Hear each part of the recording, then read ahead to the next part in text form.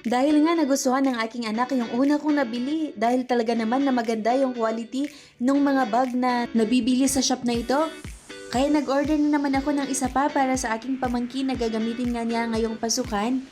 Napakaganda talaga at malaki itong bag na nabili ko. Kasyang-kasya nga nagagamitin nga ng aking pamangkin na paglalagyan ng libro. Bali mag-grade 2 nga pala yung pamangkin ko kaya eto napabili tuloy ako dahil nga talagang napakaganda din nung unang nabili ko nga sa shop na ito. At kung interested ka din or naghahanap ka ng mabilhan ng bag para nga sa iyong anak or sa kung meron kang reregaluhan, abay i-check mo na yung yellow basket natin at mag-order ka na. Talaga naman na malaki din yung pwedeng ilagay dito or kahit marami yung ilalagay mo ay kasyang-kasya. Merong paglalagyan ng libro, meron din paglalagyan ng baunan. At pwede mo ring ilagay yung tumbler sa gilid kasi nga may bulsa pa ito sa gilid nga. Meron din lagayan ng mga lapis, isang bulsa na naman sa harap.